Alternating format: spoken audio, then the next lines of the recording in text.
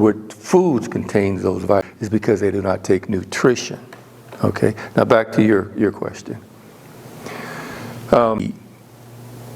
Fructose is not required by the human body. But yeah, you have to change your diet, no doubt. 50s or 60s? I have a copy of my files that proved way back then that fat is really the cause of diabetes. What happens is, you got the receptor sites on the cell that the insulin is supposed to be the key to open the door to let the glucose into the cell. Well, that gets coated with fat. And so when you do a cleanse and detox, which I put every patient I work with on a cleanse and detox, that's step one.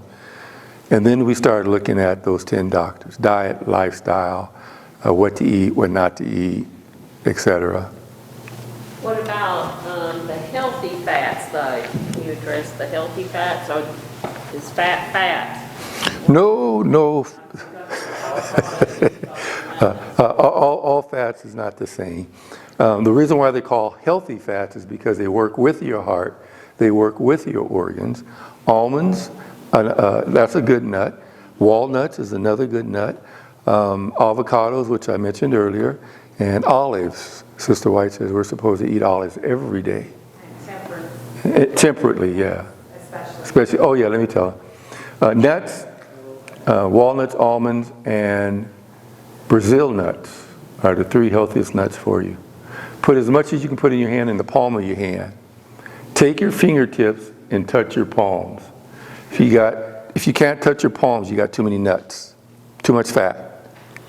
You have to be able to touch the palms of your hand.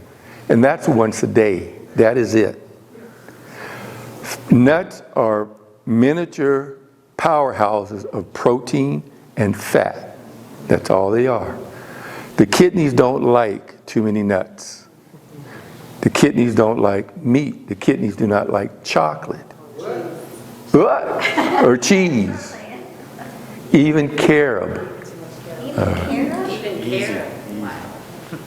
Even carob. I said too much now. Okay? So this is where temperance comes back into play. Temperance in all things. I saw a hand up with, yeah. And you next. So I grew up in the, excuse me, in the 50s, 60s, and early 70s, and diabetes was hardly heard of back then. Yeah. So since then, since maybe the mid 70s, 80s, 90s, what in the world has happened to us as human beings and as people to make us so sick? That's a very good question. As I showed in the slides earlier today, it's by design. Processed foods, sugary foods, the food, what we call it the standard American diet, sedentary diet lifestyle, all these things are taking a toll on the American population. America, as I showed, out of all the English-speaking countries, have the shortest lifespan and are the sickest because of our diets, not eating the way God designed His people to eat. Our organs are fine, but those foods, oh, here's a good example. The human brain needs 15 different vitamins to be healthy and 11 different minerals to be healthy. Meat has a substance in it called arachidonic acid, which blocks the uptake of choline to the brain. Choline is very important for cognitive function of the brain. But if we eat meat, we are not able to uptake choline. So the brain does not function efficiently. Sugar robs the B vitamins out of our body. So we're eating sugar. You know, Adventists, we don't eat our meat, but boy, we kill the sugar. It's like we're substituting sugar for meat. But the brain takes those 15 vitamins, 9 of them are from the B complex family. And sugar is robbing them out of the brain. Not only that, there's a study by Harvard University Medical School that found that sugar crystallizes in the brain in sections of the neurons snap off, they crystallize, and that part of your memory is gone. Yeah. So all this increase in Alzheimer's and dementia, they're all, I shouldn't say they all are, brain injuries do happen. They are mostly dietary related. Just because we don't follow God's health plan, and especially temperance. They're calling it diabetes type. Type 3, exactly. Yes, ma'am.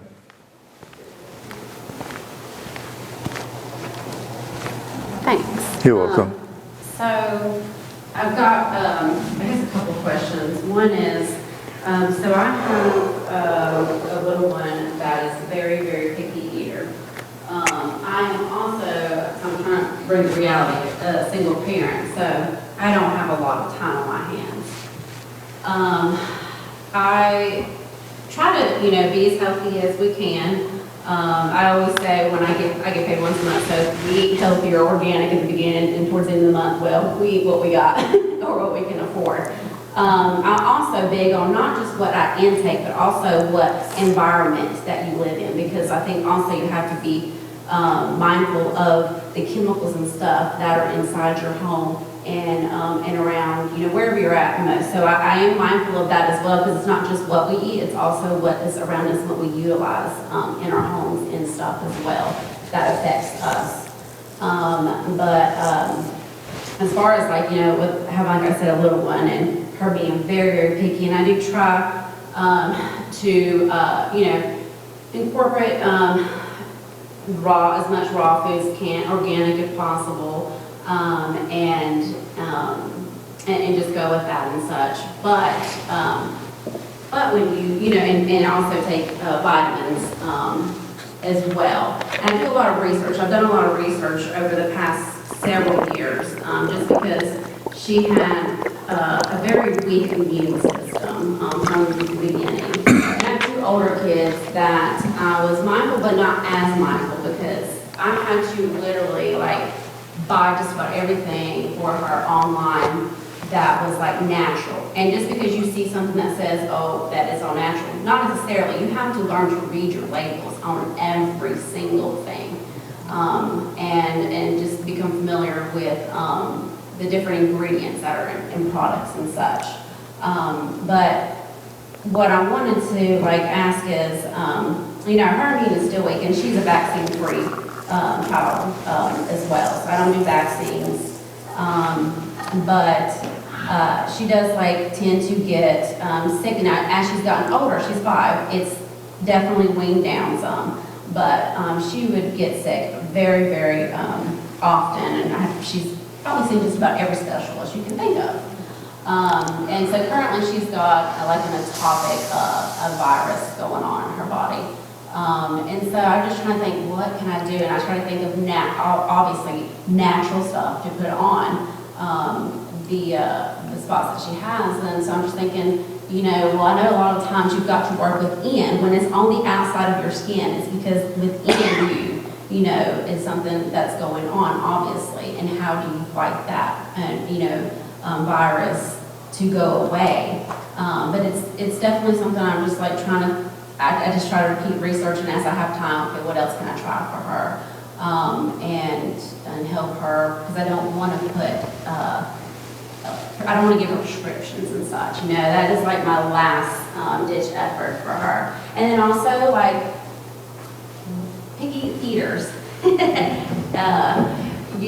I, just like Jared says, as far as chocolate, I'm not perfect. I'm definitely very much sweets. If it's in the house, I'm going to find my way to it.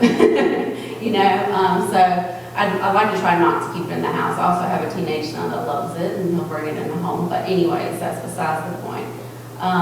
So, what can you do for picky eaters? What can you incorporate? And it's not boring, not the same thing over and over. How can you be, variant of products?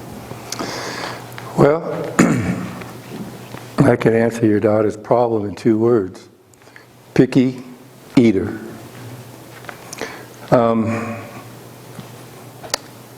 How do I address this? I had a patient in the Cayman Islands whose mother brought him to me. And they had labeled him ADHD. And I said, I did my little thing. And I said, ma'am, your son's dehydrated. Take him back over to the ER and have them give him an IV. She did that. She said for the next 3 weeks he was fine in school. Did his schoolwork, behaved. 3 weeks later she was back with him. Same problem. He's a picky eater. I said, ma'am, we come to the point where you have to parent. You buy the food. They're your child.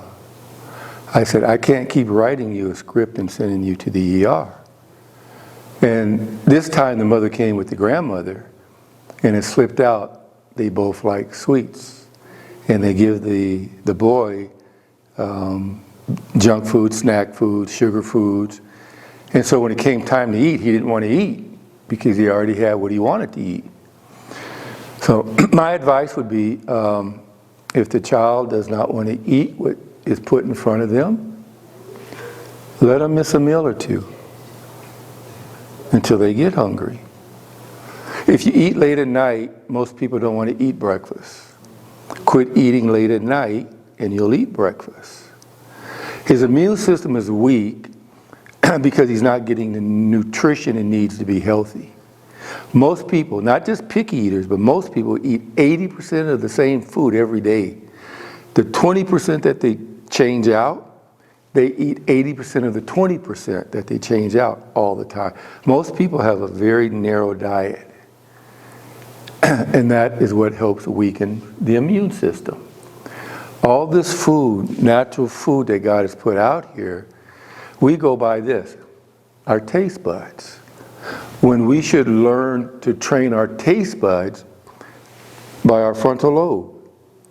For example, broccoli has a nutrient in it that will prevent breast cancer. But a lot of ladies, I don't like broccoli. You like cancer? So, and you are right. The government's definition of natural is totally different than God's definition of natural. You see on the label FDA, red 15, or blue 11, those are all called, or natural flavors. That's where they hide a lot of their junk, under natural flavors. Because of their definition is different than God's definition. So you really have to be careful when you read labels and to avoid the pitfalls. MSG is a neurotoxin, but now they have it under, what's the name they have it under now? MSG, yeah. A lot, glutamate. Glutamate, there's a lot of different names that's underneath now. Yeah, It's under a lot. okay. So my wife said she had a We actually chip or two. We Yeah. actually have a program, and I have a little flyer called 10 Tips for Feeding Children Whole Food Plant-Based. Transitioning. It's under our transitioning program. Yeah. I will give you some that, Alicia was our most picky eater. Some of the things that we instituted right away was no snacking whatsoever in the house. That made her hungry when meal times came around, because, I mean, you're young, and I actually learned that from a pastor's wife. I noticed that when all the other little children went out to get a snack, she didn't feed hers any, and she goes, why do they need any? And I was like, that's a good point. But long and short of it was the no snacking rule. That was a rule we made. Another one was, because she was so picky, we made a rule that whatever I cooked, she had to eat 1 spoon of it. And she would get the smallest spoon when she was little, and she knew she couldn't get up from the table till she ate it. I always say I had a mean mom, and thank God for her, because she taught me how to eat well. But that was another thing we said, you have to eat 1 spoon. And it started with a small spoon. Now I don't even have to tell her. She will go and get 1 spoon of whatever she doesn't like, because she knows she has to eat it, and she'll eat it first. The other thing was, we decided to make home a healthy place. And that's why you'll notice my husband he knows that my weakness is sugar. So he helps me out by reminding me, we don't need that in the home. If it's a holiday time or a birthday or something, we will bring some of the coconut sugar or something, or, some maple syrup in the home. But otherwise, we leave it out. We do not even purchase it. There's so many. Another one I like to do is for children whose parents were transitioning to plant-based and maybe they liked an unhealthy version. We told them to water it down a little bit, meaning maybe you start with milk if that's a thing that they drink, and I said sub out a quarter of it for a plant-based milk and keep progressing until it's all the way down to plant-based milk. The other thing with my older children, I transitioned when they were when they were 6 and 2. What I did was got them into the kitchen with me. I would watch documentaries and I'd say, see why we need to eat healthier? Look at these people, they're happy and they're healthy. And I made a big deal about it. And I would get them in the kitchen, one with her little case knife and the other with a paring knife. And they would help chop things and make their own food. They're more apt to eat their own food. If you give me your email, I will send you the 10 tips because I can't remember them all off the top of my head. I'm sorry. And like you, my children were not vaccinated. And they never came down with any of the childhood diseases. Yeah, none of them. Yeah. When I became Adventist and accepted the health message, I changed our diet, which they didn't like. But I promised them, birthdays, holidays, special occasions, Dad won't say a word. Yeah. Okay, and I kept my word. And we weren't intemperate, but we let them have Right, fun on that. it might be Thanksgiving, we're at my sister's home or whatever. But the rest of the days, no, you got to toe the line.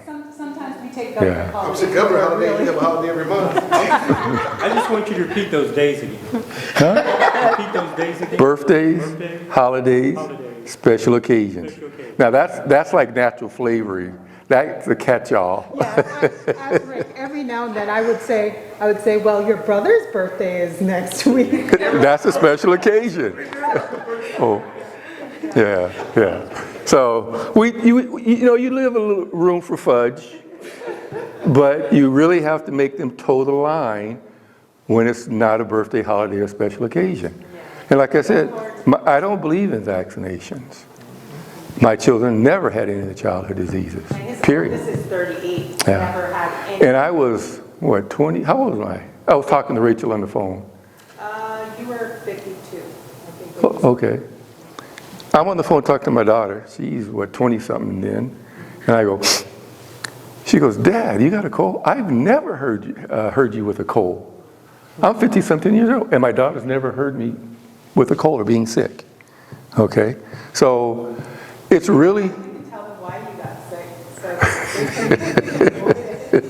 So Okay, since you want me to tell them, I'll tell them. My wife read in one of the Spirit of Prophecy books, on the Sabbath, the children should have a special treat.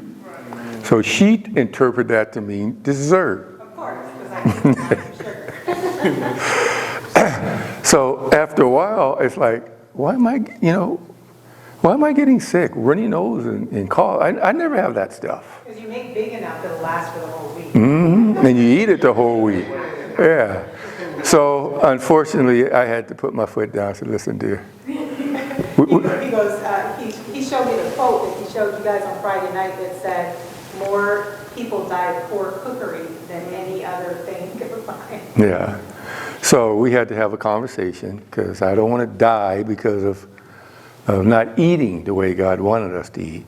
So we got it straightened around, turned around, and by God's grace, we're back on the right path now. She says an addiction. I don't think she's really addicted. I just think she really likes, and I think her spleen is out, which we're going to start. I do, I really do, which we're going to work on after we leave here because we're going to a lifestyle center. They've asked me to come take care of their lifestyle center, so I'm going to help them out. So we're going to definitely take a look at that. Any other questions? Yes, ma'am.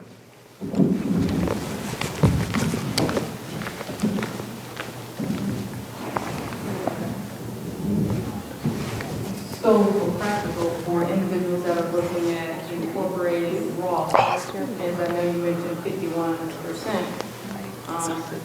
does that look like adding in a couple of 2 or 3 raw fruits in the morning, possibly, and along with maybe at lunchtime, a nice sized salad that's colorful, and then maybe in the evening, if they're doing the third meal, is that like fruits or something like that? What would you suggest as far as if someone is looking at trying to incorporate those raw in? Well, most people do it automatically because 51% of your meal is not hard to accomplish. For breakfast, if you are eating fruit along with hot cereal, you've got that covered. If you have a salad for lunch or lightly steamed asparagus or artichoke heart, just lightly steam it, it's not hard to get to the 51%. And so the thing is, let me explain it this way. At 112 degrees, you start killing the micronutrients. At 118 degrees, you start killing enzymes. 225 degrees, you start killing vitamins and minerals. So if you just lightly steam your vegetables, you'll keep them in that raw state to where it counts as a raw food. So it's not hard to get there. And then in the evening, if you do have a third meal, you can do fruit or vegetables. I prefer more of a vegetable in the evening than a fruit, but either one is fine. Yes, sir. Substitute juicing or blending? Yeah, you can. You do. But not as on a regular basis. Most people want to get up and drink a smoothie and get out the door. But see, your job is dictating your lifestyle. Now, sometimes, well, like last night, when we got out of here, I got back to the hotel. I had about, 8 ounces left? I drank a green smoothie that my wife had made. So that was my raw. Well, I had fruit earlier in the morning for breakfast, but you can, yes, you can, but you don't want to make a liquid meal a habit. Yeah. Oh, yeah, you need the fiber, you need the inulin, you need the cellular, there's a lot of stuff you need. The one time we advocate largely a liquid meal, specifically juicing, is when somebody is a higher stage cancer, because we want their food to be assimilated as quickly as possible and not be staying in their stomach to ferment. Because they need their immune system to be fighting the whole time.